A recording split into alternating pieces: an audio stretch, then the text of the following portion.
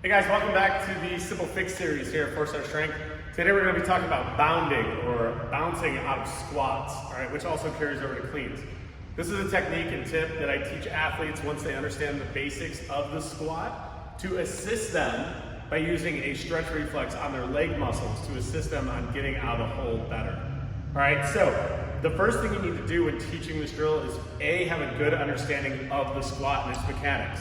So this squat drill will not work if you're squatting for a different style of sport. For example, Olympic weightlifting, we are taught and we need to encourage breaking at the hip and the knees at the same time. We do not do a hip back style squat. This won't work for that. You'll make a very long lever, you'll move the bar forward, it will not be safe, it won't even be beneficial. So the first thing that you're gonna need to do and understand is your athlete or you are gonna need to understand that we are looking for a certain point to turn around, and that is the bottom of the squat, where your full body's range of motion has been achieved. So going down here and trying to do this isn't going to be beneficial. We wanna make it look like this. And we fire out of the hole aggressively. We're looking for a feeling, if you're able to, and you have the muscular size, your hamstring meets your calf, that's a good spot. But again, it's a controlled descent, and at the very last second, we relax a little bit. We don't relax all the way. It's not like a plop squat, all right? I didn't even feel good doing that. But we're going to sit there, and we're going to have a tension on the way down, and at the very last second, we relax it a little bit while staying tight. And then when we hit the bottom, we fire out. We're using all this built-up tension as our muscles have lengthened as a natural spring to assist us in changing direction. So to demo a couple,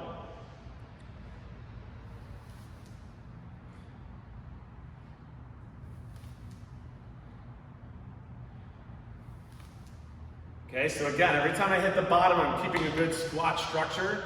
And as I hit the bottom, I change direction very aggressively. This is exactly what we need when we catch a heavy clean. We don't want to catch the heavy clean, at the bottom of the clean, and then think that we have to sit down there and stand up. It's not advantageous to the lift. All right, so when we're doing this for a back squat, it's very similar, but posture changes a little bit. We're set up in our squat posture, we're nice and upright. And again, controlled descent with a pop out of the bottom.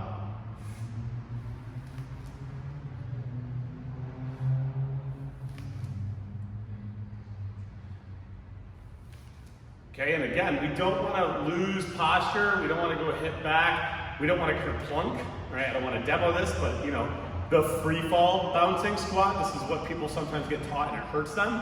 It's not this. Okay, there's no tension, it hurts just demoing it. All right, it's a control. To slow it down, it kind of looks like this.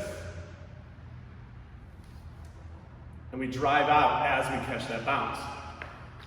Okay, I like these, especially for front squats, because it teaches the athlete how to receive a clean and not get chucked forward. That downward pressure of the bar landing on our arms can cause a lot of athletes to catch and go like this, raising their hip and walking their clean forward and losing it. So this is a good way to practice that, because the bounce is gonna make you wanna fall. So you have to have a nice tight upper back, and then we're just again squatting, we're bounding.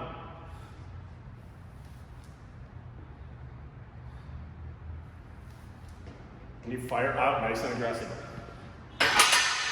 Make sure you guys practice these just with the air squat for a while, then move on to a barbell, then start slowly progressing it on weight. Don't just rush to your max and try to do it, it's not healthy. Your joints, muscles, tendons, ligaments, they have to get used to the motion since you're changing it up in such an aggressive manner. Again, these are really used in Olympic weightlifting only, so some sports and coaches may not like them, but we're training specifically for our sport. Hope these help you. Hope this fix works.